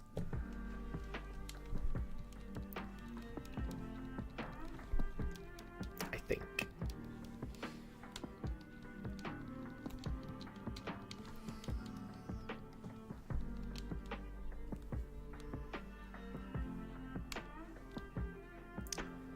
Still not shiny.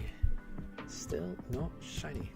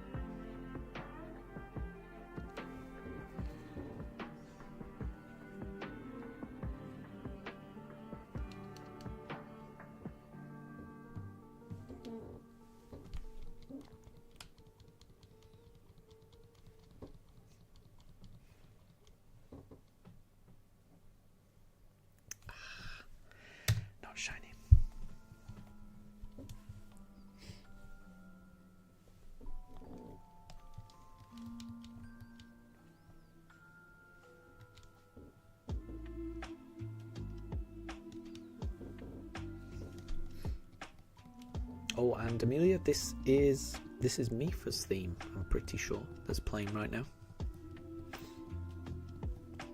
I remember you saying that you liked Mifa's theme. So this is Mifa's theme from Breath of the Wild.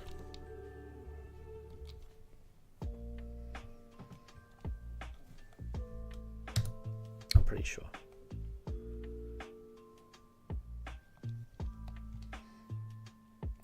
Wait, did I wait long enough? Yeah, it would have. It always it would sparkle before I throw the Pokeball.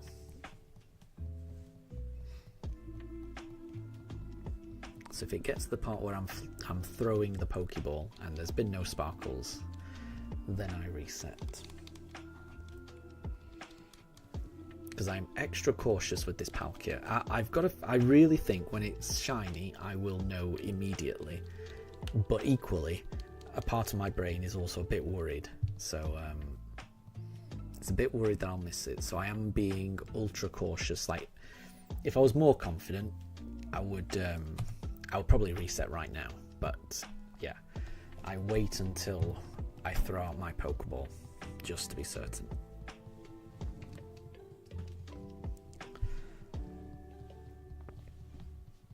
And Andrew, thank you for the shiny look. I really hope we get it. I really hope we get it on Encounter 1050. And Jilly, have I played the Champions Ballad DLC? Yeah, of course, of course. I do like... I always liked meeting up with Cass in Breath of the Wild. So I liked the DLC of Breath of the Wild. Because a lot of it was told through Cass and through finding Cass. So yeah, one of my favourite things in my first playthrough of Breath of the Wild was just exploring an area and then just hearing Cass's accordion song in the distance and then just getting closer and closer. So having more of that in the DLC, I remember really enjoying it. I remember the final fight in the DLC being an absolute nightmare, but it was definitely worth it. It's a good bit of DLC. All of the cutscenes are amazing.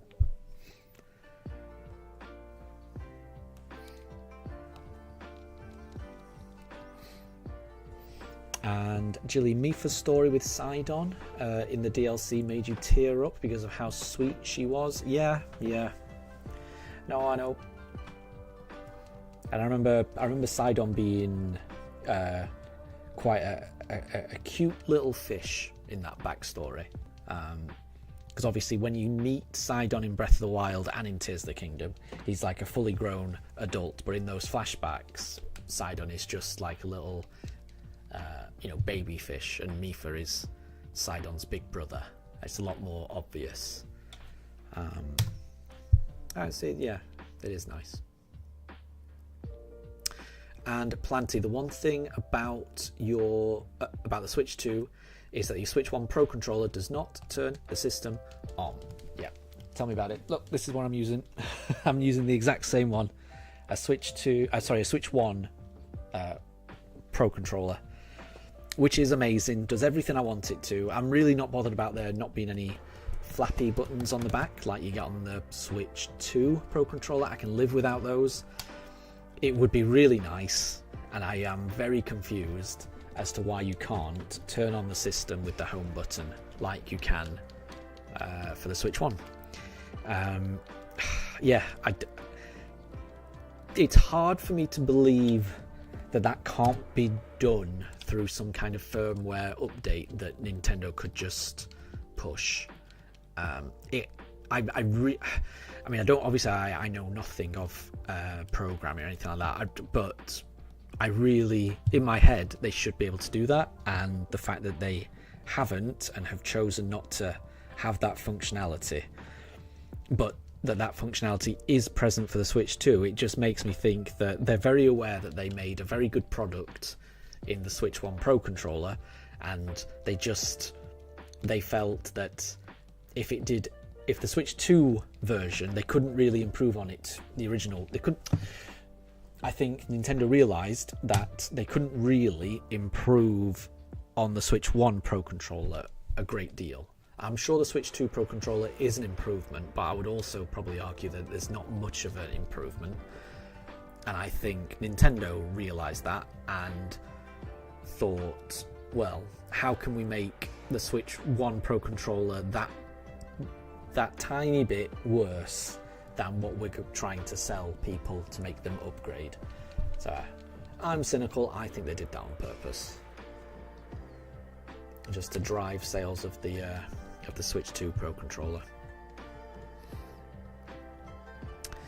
Jilly, you remember you beat Pokemon Sword DLC after months of struggling, and you're furious because you reset over your old file because you thought you were on a different account. Oh no, that is unfortunate. That is really unfortunate. I hope you didn't lose too many Pokemon. That is really bad, honestly. That is, yeah, that would wind me up.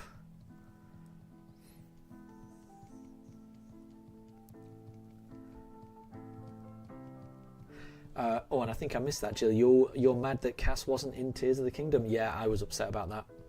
I was upset about that as well.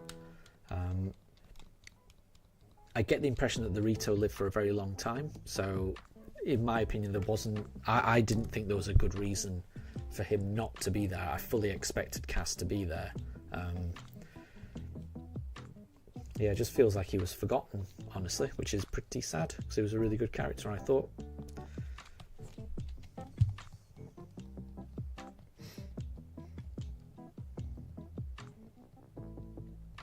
And, oh, Jilly, the Trial of the Sword. You beat it and reset it. All of the time gone. Oh, my gosh.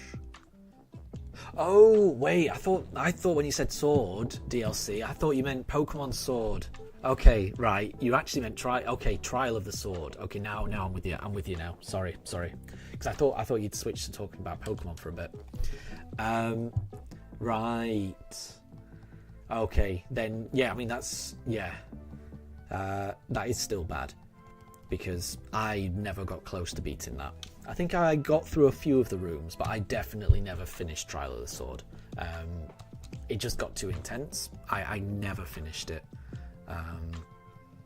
So yeah, that would why if I had managed to get through it and then I lost that would destroy me, honestly. But yeah, I never got through it. I can't remember where I got up to, but I feel like maybe I got halfway through it, maybe, and then I died. So I was like, oh, I'm never going to get that far ever again. So I just gave up. Amelia, you're currently battling Raihan. Well, good luck. Good luck. I'm sure you'll do well.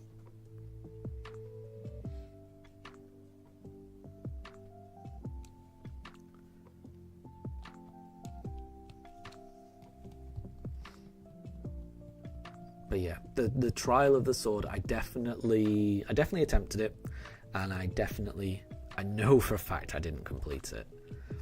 It's so difficult, you know. It's like Eventide, right? It's you lose all of your items, you lose everything. It's all about scavenging what you can get, and I'd be okay with that. In fact, I would really like that if there was some ability to save during it. But the fact that if you make one mistake, you got to start all the way over again, it reminds me of how video games used to be. Where save points are non-existent, and one wrong move and you've got to start the whole thing again. Which, if I was younger, I think I'd be okay with, and I was okay with that, as a kid. But I'm so used to just being able to save whenever you want, and I've been spoiled with how video games are nowadays. I can't go back to those old school mechanics of you've got to do everything first time, and if you make a mistake, right back to the beginning. It's even though that's how things used to be, and it's not unusual, it still feels harsh and unusual to me. I don't appreciate the added challenge of it. Jilly, you did struggle with it, but you found it genuinely rewarding. I can imagine. Yeah, I mean, yeah. If I was good enough to be able to beat that DLC, I would feel I would find it rewarding as well. But I was not good enough.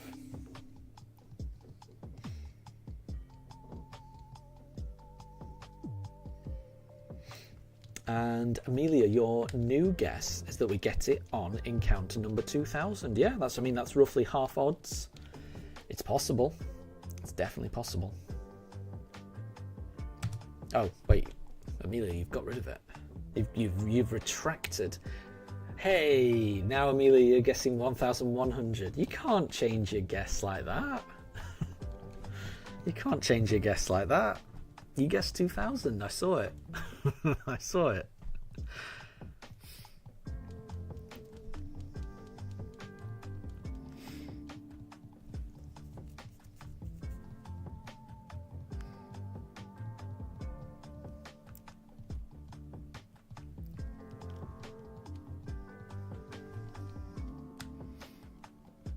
But it's okay, Amelia. I will accept your new guess of 1100. It's okay.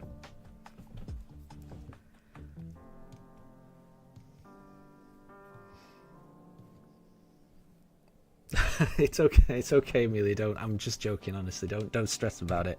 Sorry, I didn't mean to stress you about it. It's fine. Don't worry. You can have both guesses. Honestly, you can have the 1100 guess, and you can also have the 2000 guess as well. Don't worry. It's all good.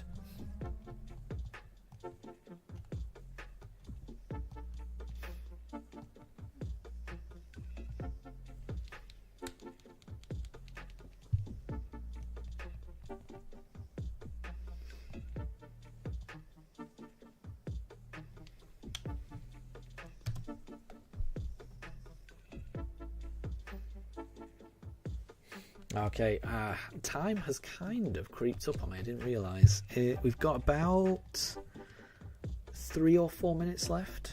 Mifa's just waking up as well. You can see she was just stretching just then. But we'll do a few more encounters. And let's see if we can finally get the shiny.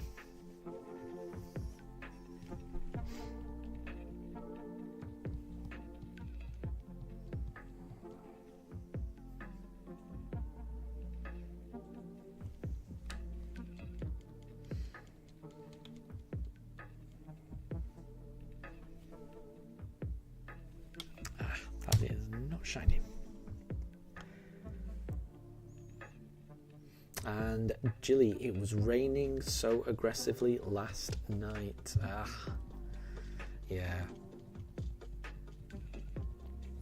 Before I got the dogs, it really used to calm me. Being in bed at night and hearing the rain. Hearing the rain, hit the window or hit the roof. There used to be something very comforting. Or on the odd occasion when I would go camping, if it was ever raining and the sound of rain hitting, a canvas tent, I find it quite calming, honestly. However, ever since getting the dogs, all I'm thinking about when it's, all I'm thinking about now at night when I can hear that it's raining is, when I take these dogs out in the morning, they're gonna get filthy. they're gonna have to come home and clean them. There's no way the outside is gonna have dried up by the time I have to take these dogs out for a walk, and I just start stressing nowadays. But I long for those days when I could just listen to the raindrops and just relax.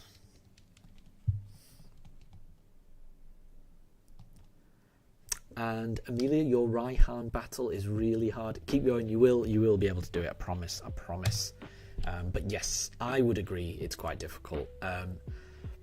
I always think that the double battles in Pokemon games, in the playthroughs of Pokemon games where you have to double battle, I always find them the most challenging, and therefore I find them the most interesting. My favourite Pokemon battle, my favourite gym leader battles in Scarlet and Violet and Sword and Shield are both the ones involving double battles because they're interesting. Like my favourite gym leader in Scarlet and Violet is Rhyme because of the double battle you have to do.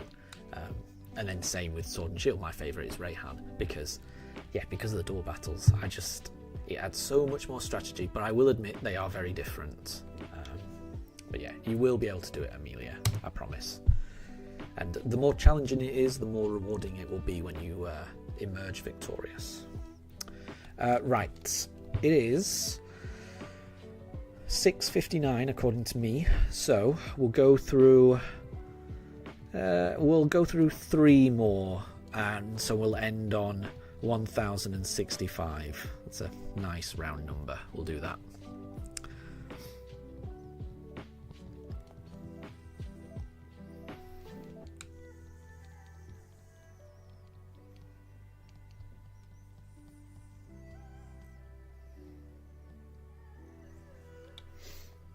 And yeah, I might be remembering it wrong, but isn't Rayhan...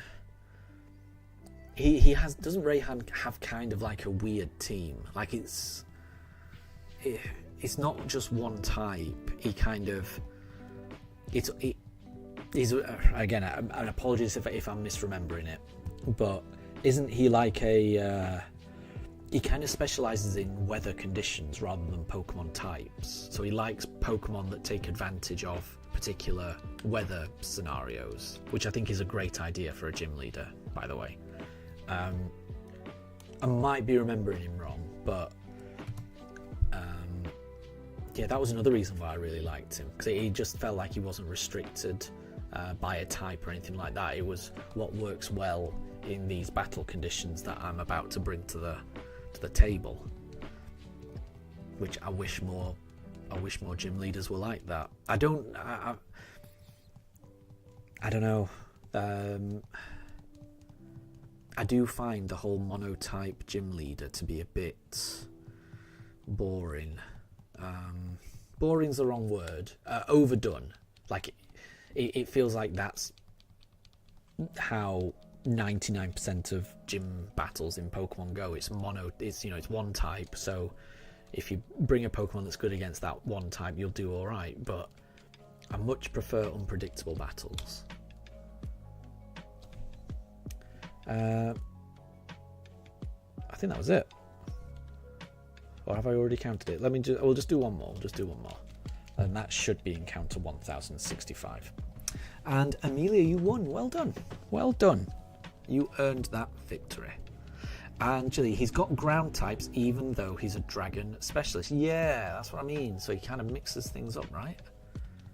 Yeah, I like it when they do that. Terrestrialization allowed that a little bit in the other games, but yeah, I wish the gimmick that gym leaders have didn't revolve around types quite as much. I wish it revolved around something a bit more interesting. That is not shiny. Okay, so we've got through 1065 encounters so far without encountering a shiny Palkia. It could always be around the corner. We never know.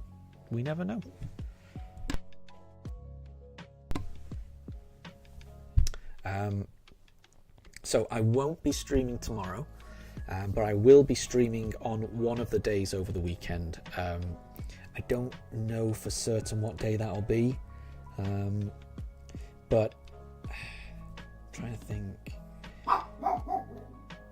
I think it's most likely that I'll be streaming on the Sunday. I think that's more likely because if I do have to do any shopping or any errands, it's easier for me to do those things on a Saturday.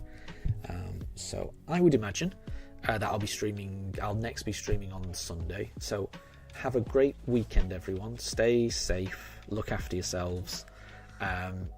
Thank you very much for stopping by. Amelia, well done again on beating Rayhan. And Jilly, Rayhan's a dragon type specialist, but only has 2 dragon types, Flygon and Duraludon, but he's also got Sandaconda and Gigalith. Yeah, that's what I mean. And I feel like both of those are Pokemon that kind of benefit from the conditions that he brings. He's my favourite gym leader from Sword and Shield, definitely. So yeah, it's bye from me and it's bye from Mifa. Have a good evening, everyone. Take care, and I will see you all next time. Bye, everyone.